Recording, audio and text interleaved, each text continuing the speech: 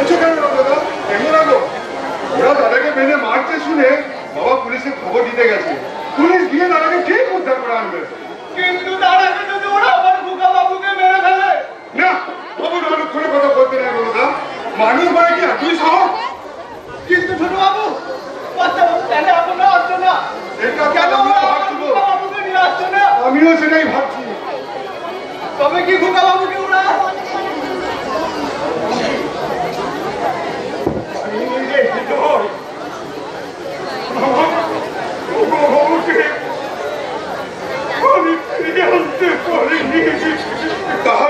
তাহলে এখন দাদার কি হবে বাবা? ভগবান যদি তাকে এখানে ফিরিয়ে আনে ফিরে আসতে তাহলে মনে করবো খোকার মুখে বাবা ডাকতো না অনেক কবি হয়ে গেছে। না বাবা না, এমন আরো খোলা কথা বলো না।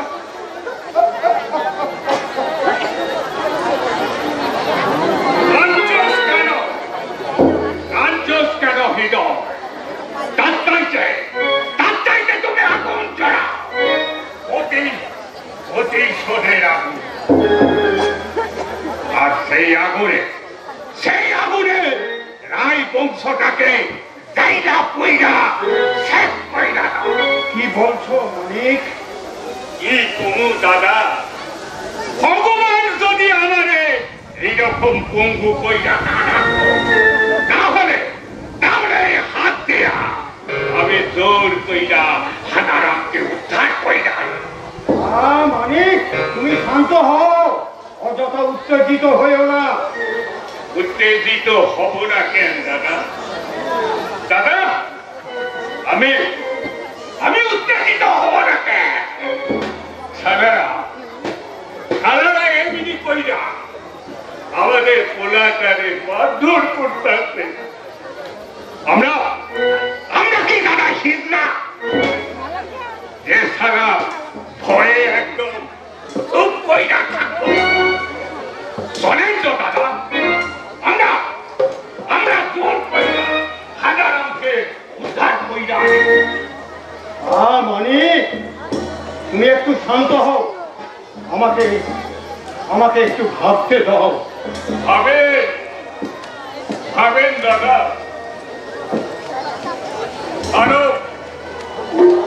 ভালো কইরা ভাবেন। আর আপনাদের ভক্তা সব শেষ হয়ে গেছে। না, আমি বলবেন না। হানারামদের জন্য আবার বড় কষ্ট হচ্ছে রে বাবা। কত সৌর তরল পোলা অন্যায় কি সেটা বুঝে না, পাপ করে কয় সে জানি না। তবু ভগবান ওই রকম পোলাটারি কত সাজা দিচ্ছে বল। ওই জন্যে তো ছলো না খা ভুলে শুধু কাঁদতেছে আর বলতেছে। তুই ছুটতে কেন?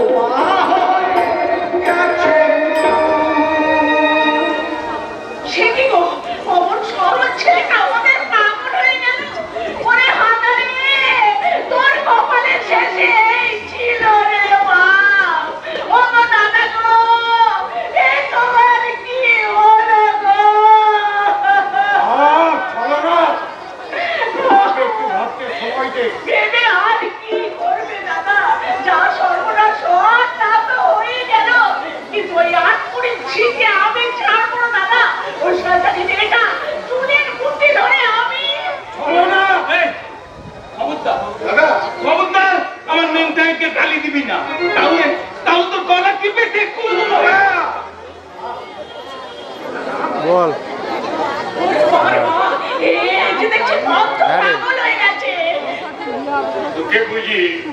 ওকে বুঝি পাগলা গারন্টি পাঠাতে হইব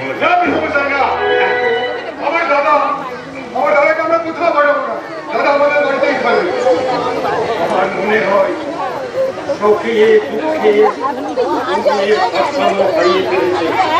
হৃদয়, তুই ওকে ভেতরে নিয়ে যা। নন্দ,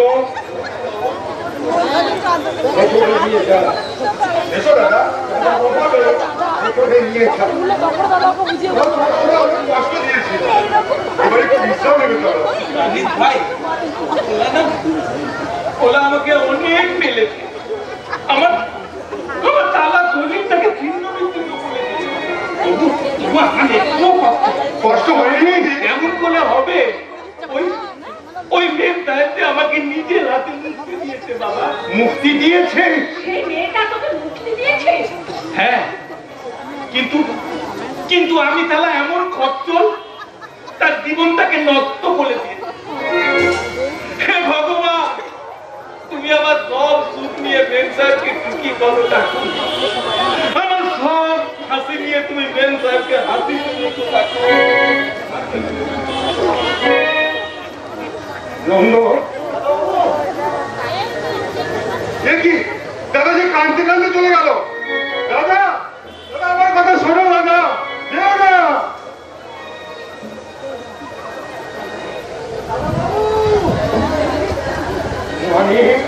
বলেন দাদা, তুমি বলতে পারো ভাই, এখন আমার কি করা উচিত?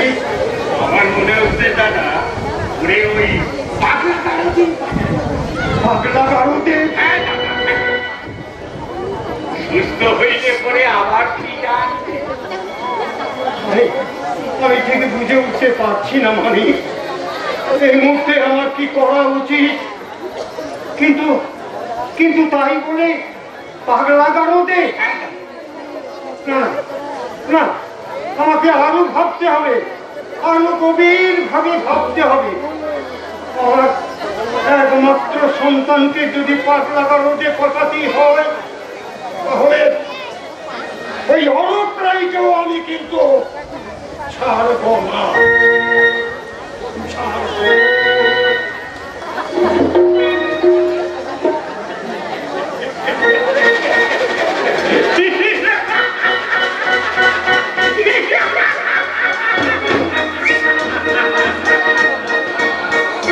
তুমি কি মনে করছো তারা তোমার মানে ধরা দিয়ে হাতারামকে পাগলা গারদে পাঠাবে? পাঠাবে।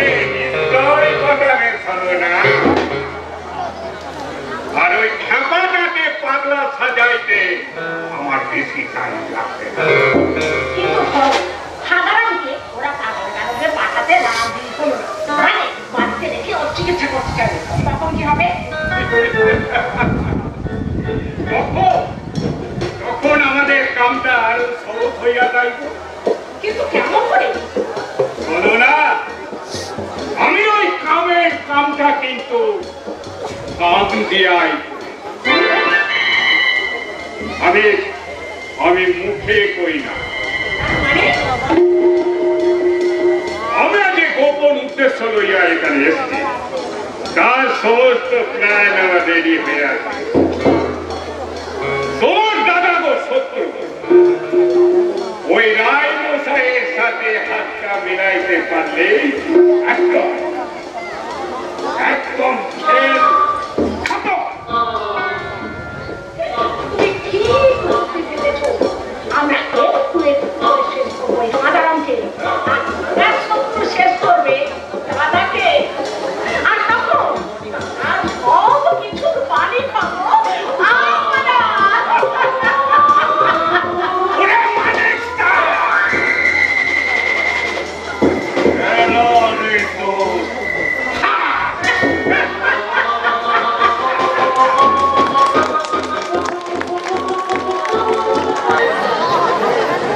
খালি বেঈমান যার জন্য সালাই কলিজা জল করে রোজগার করছি সালা সেই খালি কিনা অন্য একজনের পথ চেয়ে বসে আছে।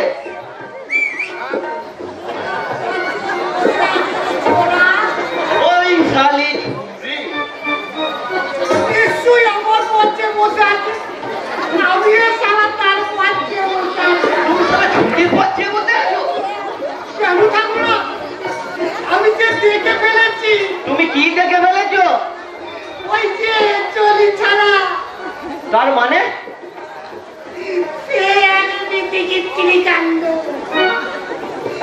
জৌরি বাথরুমে স্নান করছিল আর আমি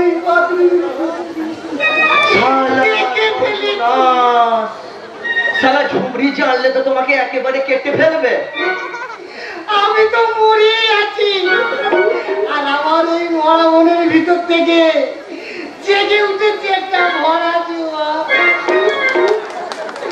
তাই তো আজ আমার জোর টকবক টকবক করে ফুটছে। ঘাটের মোড়া তাহলে কবে টুপকে যাবে তার যৌবন আবার টকবক টকবক করে ফুটছে। কি বললি রে তোরা? না মানে তারা ঝুমরি চলিকে বাচ্চা দেখে তোমাদের কাঁচাটা খুলে তো বাথরুমে ঢুকে পড়তেই পারতে। তারপর ওই ঝুমরির প্রেমের রসে নাকা নিচো পানি খেয়ে তোমার ওই যৌবনে টক বগানি না মিটে যেত। তুই বলছিস ঝুমরি যদি রাগ করে? কেন রাগ করবো না গো? না গো, তুমি আমায় না করে বললি তাহলে আমি তোমাকে সখী বলে ডাকবো। হ্যাঁ তাই দেখো। জানো সখী, যেটা দেখাবার জন্য তুমি তোমার বাথরুমে রেখেছিলে সেটা আমি তোমার বাথরুমে দেখে ফেলেছি। দেখে কোনো কাজ নেই, কারণ সারা ওর তো সিগন্যালটা আগে থেকে যাবো। আমাকে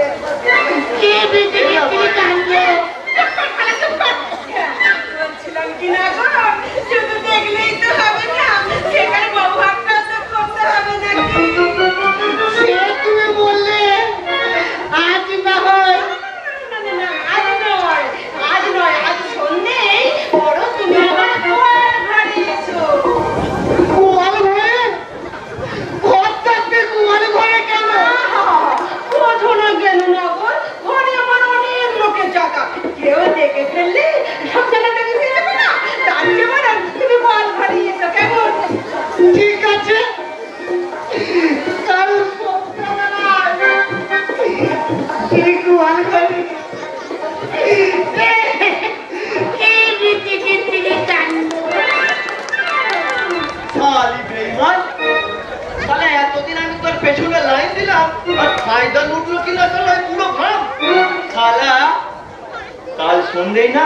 আমিও তোর এই গোয়াল ঘরে যাবো। চুপ কর, শালা সব লোককে কি সব জায়গায় রাখতে আছে নাকি? যে যেমন লোক তার জায়গাও তেমন। শালা দেখো কাণ্ড, শালা ওই বুড়োটা নাকি ওর কাছে আপন, আর শালা আমি পর হয়ে গেছি। আর আমি তোকে স্পষ্ট জানিয়ে দিচ্ছি ঝুমরি, শালা তোর ওই মন পরিষ্কার নয়। শালা আমি মাছ হয়ে রাতটাকে বসে থাকতে পারবো না। আমি না তোর দলে আর কাজ করতে পারবো। এই কদিন করলে খাওয়া দিয়ে কিনে শালা এই ঝুমরির দলে ভিড়েছিলি বলে শালা দুবেলা ভালো মন্দ খেতে পারছিস, গলা ভর্তি মাল কিনতে পারছিস। তোর মতো ওয়াকা তো শালা রোজগার করে দু পয়সা রোজগার করার মতো নেই। আমি কি কাজ করবো না বলেছি নাকি? আসল কথাটা কি জানিস? তোর গায়ে হাত দিলে না আমার মনটা কেমন শিরশির করে রে। আমার কি দোষ বল? আগুনে হাত লাগলে তো ছাকা লাগবে। শালা তুই তো মাল নয়। মায়া তো নয় এখন আগুনেরই গুলা রে, মায়া তো নয় এখন আগুনেরই গুলা। ছেলে তো নয় ওরে আগুনেরই গুলা রে, ছেলে তো নয় সে তো আগুনেরই গুলা, ছেলে তো নয় সে তো আগুনেরই গুলা রে, ছেলে তো নয় সে তো আগুনেরই গুলা। শালা যতবারই শালা তোর ওই যৌবনের আগুনে হাত দিয়েছি না, শালা ততবারই শালা এই মনটার মধ্যে না ঝেঁকা খেয়ে গেছি।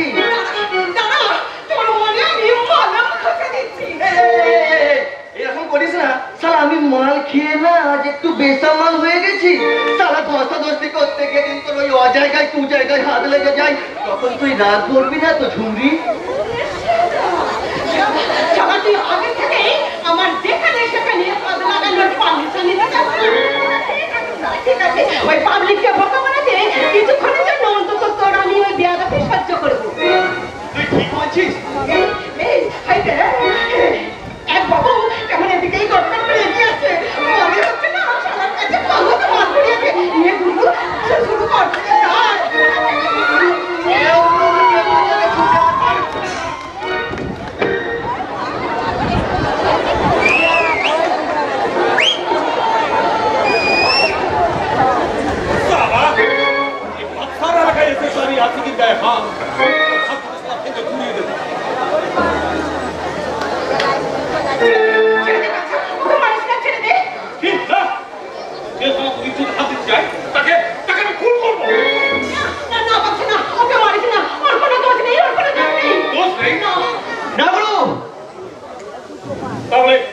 তাহলে ঝুমরি আমার বাঁচাও বাঁচাও করে চিন্তা করছিল, তা তুই না ঝুমরিকে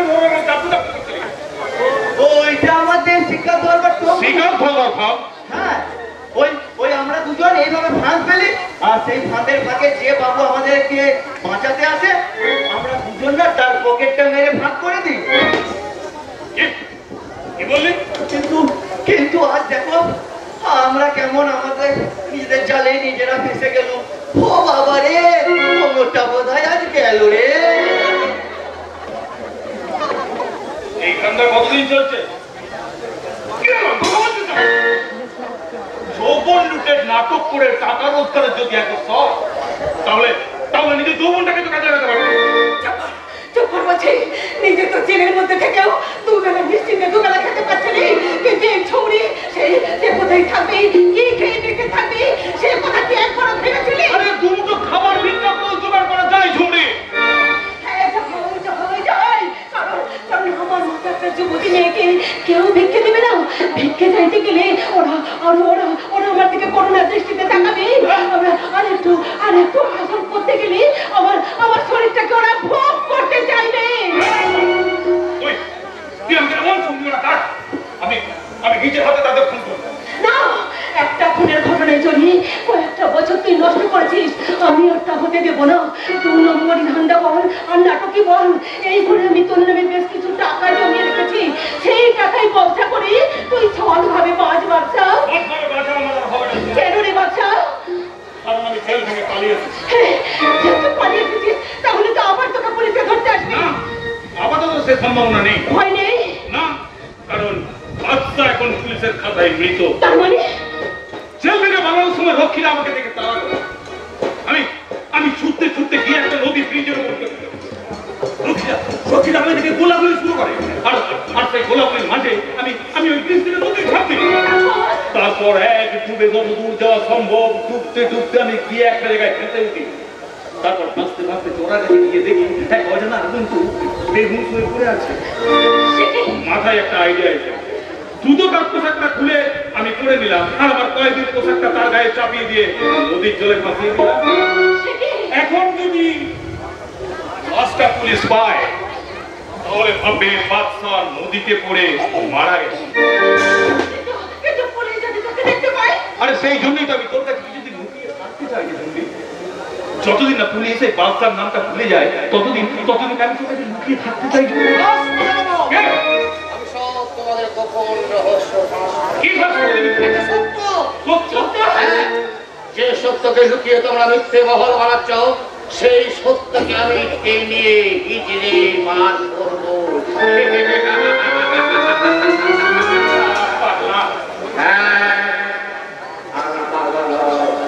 আমি ভাবে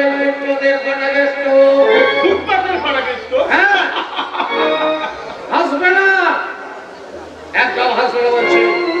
কারণ এই সারা দুনিয়াটায় এত একটা ফুটপাথ, এই ফুটপাথের পরে রয়েছে দুর্নীতির ডাস্টবিন, অ্যাডিকশনের ম্যানহোল আর মহাপাপের বড় বড় গর্ত।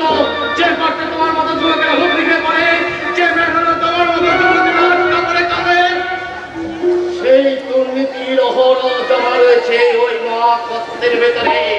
আমি সেগুলোকে টেনে হিজড়ে বার করে সত্যের আদালতে পৌঁছে দিতে এই ফুটপাথের ফাটা কেস্তর জন্ম।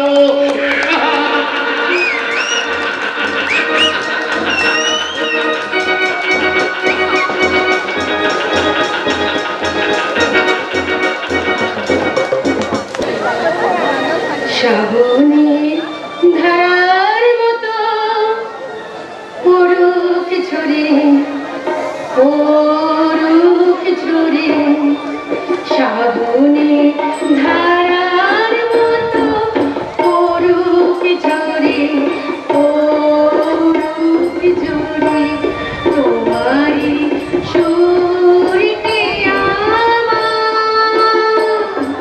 মুখের পরে বুকের পরে শ্রাবণের ধারার মতো পড়ুক ঝরে, পড়ুক ঝরে, উড়াবে আলোর শেষে পড়ুক প্রতি দুই নয়নে, উড়াবে আলোর শেষে পড়ুক প্রতি দুই নয়নে, নিশীথে অন্ধকারে গভীর ধারে পড়ুক প্রাণে, নিশীথে জীবনে সুখের পরে দুঃখের পরে শ্রাবণের ধারার মতো পড়ুক ঝরে, পড়ুক ঝরে, শ্রাবণের ধারার মতো পড়ুক ঝরে, পড়ুক ঝরে। তোমার চোখে জল? জল নয় তো বৌদি, এছে আমার আনন্দের ফাগুন ধারা। আনন্দের কল্প ছাড়া? হ্যাঁ বৌদি, হ্যাঁ। তার দেয়া কল্পকে আমার জীবনের সমস্ত অন্ধকার দূর করে আমার মনের মধ্যে নতুন স্বপ্ন জাগিয়েছে, সমস্ত অঙ্ক গর্বিল করে দিয়েছে বৌদি। এই তুমি কি বলছো ঠাকুরজি? দেখো তো বৌদি, দেখো তো তার দেয়া স্বীকৃতি সিঁদুর এখন আমার সাথে থেকে মুছে গেছে কিনা। ঠাকুরজি! সে জল জল করছে না ঠাকুরজি। বাঙালি মেয়েকে সিঁদুর যে একবার লাগিয়ে দেয় সেই তো স্বামী, সেই দেয়া তার ইহাকাল পরকালে দেবতা, তাই না বৌদি? তাহলে তাহলে সে যে আমার জীবনে। না ঠাকুরজি না, পরিবেশ আর পরিস্থিতির চাপে পড়ে অনেক সত্যকেই আমাদের অস্বীকার করে নিতে হয়। তাই বলছি ঠাকুরজি, তোমার মতো একটা সুন্দরী মেয়ে কখনোই একটা হাবা হাবা পাগলামের মাঝে নিজেকে বলি দেওয়া সাজে না। তাই বলছি ঠাকুরজি, কাঞ্চনকে বিয়ে করার জন্য তুমি প্রস্তুত থেকো। তুমি কি পারবে বৌদি? তোমার শীতের সিঁদুরটা মুছে অন্য কারোর সিঁদুরে তোমার এই সিঁদুরটা লাগাতে? জানতাম বৌদি, আমি জানতাম তুমি পারবে না। তুমি কেন আমার এই প্রশ্নের উত্তর অন্য কেউ দিতে পারবে না? তার সিঁদুরের বন্ধন যে বড় কঠিন বন্ধন বৌদি, সে যত চেষ্টা করো না সেই বন্ধন থেকে কারো মুক্তি দিতে পারতাম, কিন্তু মুক্তি তো তোমাকে নিতেই হবে ঠাকুরজি। যদি সত্যি তুমি আমাকে বিশ্বাস করে থাকো, যদি সত্যি তুমি আমাকে ভালোবেসে থাকো, তাহলে আমার থেকে ঠাকুরজি তোমার জীবনের সমস্ত ঘটনাকে দুর্ঘটনা হিসেবে বলে দিয়ে কাঞ্চনকে তোমাকে বিয়ে করতে হবে। তোমরা কেউ আমার অন্তর থেকে বোঝার চেষ্টা করলে না বৌদি। আমি যে তার কাছে জিততে চেয়েছিলাম, তার কল্পনে রাখা, তার কর্মদেবীর মধ্যে মতো আমি তার কাছে জিততে চেয়েছিলাম, কিন্তু তোমরা সবাই তার কাছে আমাকে হারিয়ে দিলে বৌদি। তার পরের মতো আমাকে কত দিয়েছিল বৌদি।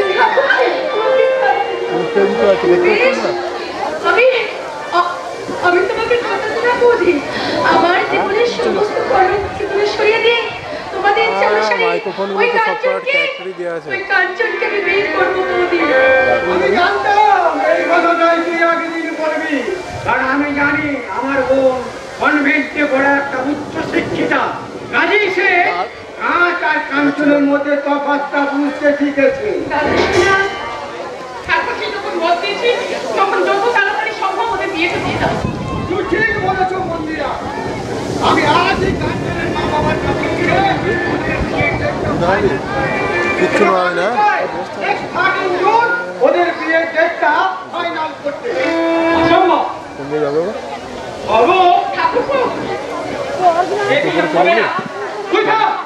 আমরা সবাই যখন রাজি, তখন তোর কোন মতামতই আমরা গ্রাহ্য করবো না। কাঞ্চনের সঙ্গে দেবীর বিয়ে হবে। তোমরা সবাই রাজি হলো, নিয়তি যে তা চায় না দাদা। নিয়তি দেবীর জীবনে ঘটে যাওয়া দুর্ঘটনাকে কাঞ্চনের বাবা মা কর্মচার স্বীকৃতি দিয়ে দেবীকে পুত্র বিতরণের স্বীকার করতে অস্বীকার করেছে। না, এ হতে পারে না। সামান্য একটা ঘটনাকে কেন্দ্র করে দেবীর জীবনটা এইভাবে বিপর্যস্ত হতে পারে না।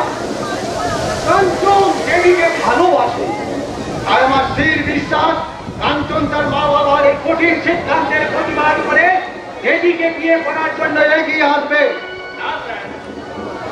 আমার পক্ষে দেবীকে বিয়ে করার সম্ভব নয়। আমার বাবা মা বলেছিলেন যেহেতু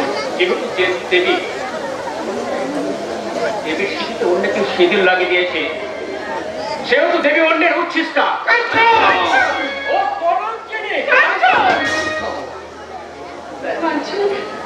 সেই কলঙ্কটা মেনে নিয়ে দেবীকে পুত্রবধূ হিসাবে মেনে নেওয়ার জন্য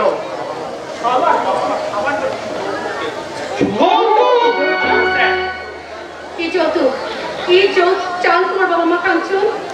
এমন কিছু নয়, এই 5 লক্ষ টাকা আর 20 ভরি সোনা আর একটা বিদেশি ভাত। আর কি বলবো দাদা, দান সামগ্রীর লিস্টটা আপনি আমার বাবা মার কাছ থেকে পেয়ে যাবেন। এটা তো ঠাকুরজিকে পুত্রবধূ স্বীকৃতি দেওয়ার জন্য তোমার বাবা মায়ের দাবি, আর আমার বোনকে স্ত্রী স্বীকৃতি দেওয়ার জন্য তোমাকে কি যৌতুক দিতে হবে ভাই? ছি ছি ছি ছি ছি, এ আপনি কি বলছেন দাদা?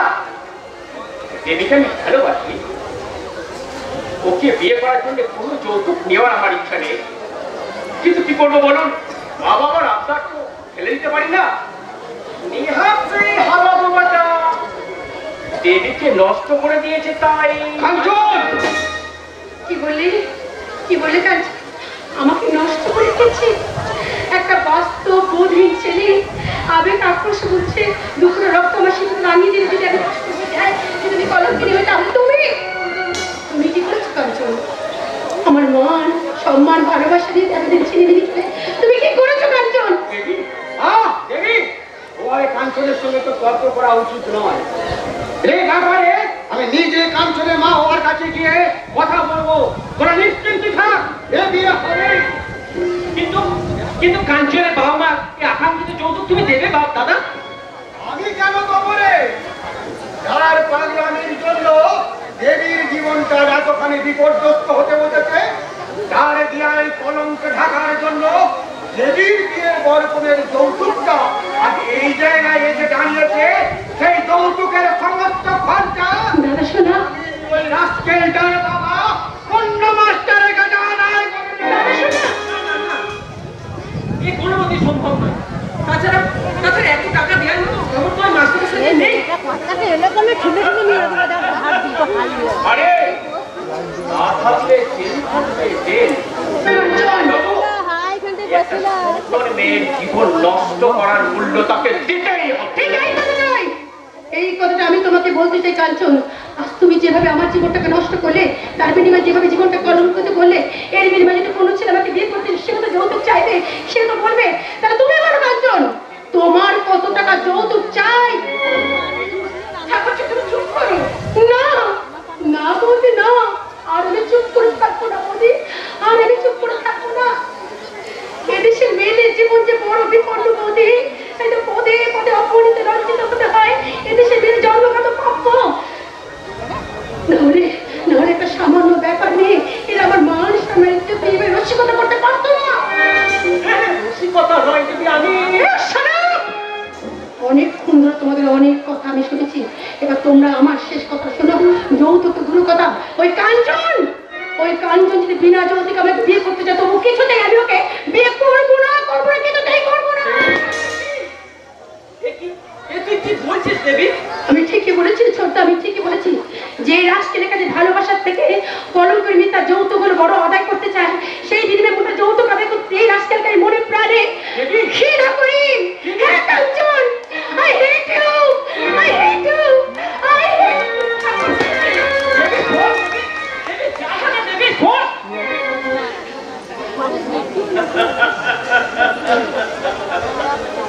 এটাই যদি দেবীর ফাইনাল ডিসিশন হয়, তাহলে আমিও চ্যালেঞ্জ জানিয়ে যাচ্ছি, যে সারা দেবীর সুখের আঘাতে আসবে, দুনিয়া থেকে তাকে আউট আউট আউট হয়ে যেতে হবে।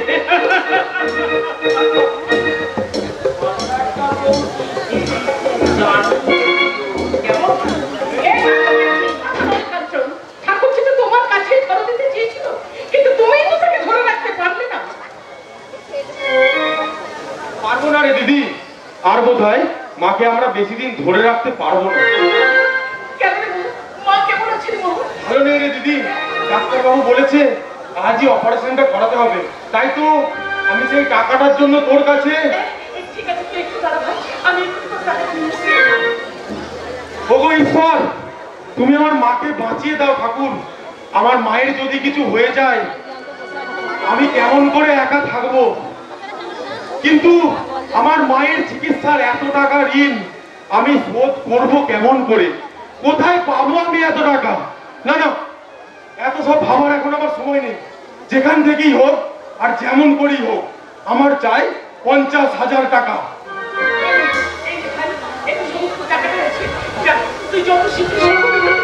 এই যাচ্ছি দিদি, আমি এক্ষুনি যাচ্ছি। আর শোন ভাই, 1 মাসের মধ্যে টাকাটা কিন্তু তুই ফেরত দিয়ে দিবি, নইলে কিন্তু তোর দিদি ভীষণ বিপদে পড়ে যাবে। তুই কিচ্ছু ভাবিস নি দিদি, টাকাটা 1 মাসের মধ্যে আমি। ঠিক আছে, তুই যা, চলে যাবে। আমি যাচ্ছি। হঠাৎ দেখছি আমার আলমারির দরজাটা খোলা, তার ভিতর থেকে একটা 50,000 বান্ডিল। সর্বনাশ, তাড়াহুড়োতে আমি তো আলমারিতে লাগাতেই ভুলে গেছি।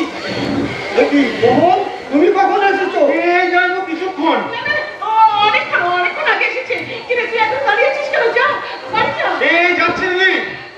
কি ব্যাপার, বেশি সঙ্গে সঙ্গে বাড়ি চলে যাচ্ছ কেন? না মানে মায়ের খুব অসুস্থ, আর সেই অসুখের খবরটাই আমাকে দিতে এসেছিল। কিরে, এখন তুই দাঁড়িয়ে আছিস তো? জানি তো নাকি? আরে বাবা, তুমি ওকে টাকার জন্য উঠে পড়ে লেগেছে কেন বলো তো? আমার ওই টাকার বান্ডিলটা কোথাও হওয়ার সঙ্গে এর কোনো সম্পর্ক নেই তো? যাই বাবু, কি বলছো তুমি? আমি তোমাদের বাড়ি এই সমস্ত ছোট লোকগুলোকে আমার সহ্য করতে পারি। যাই বাবু। মানে আপনাদের দেখে মনে হচ্ছে তোমরা কিছু একটা গন্ডগোল পাঠিয়েছো। দেখি তোমার ব্যাগটা। যাই বাবু, আপনি কি আমাকে চোর সন্দেহ করছেন? না না, ওর ব্যাগে কিছু নাই। কিরে, তুই এখন দাঁড়িয়ে আছিস কেন? যা, শিগগির বাড়ি যা। না, দেখি তোমার ব্যাগটা। দেখি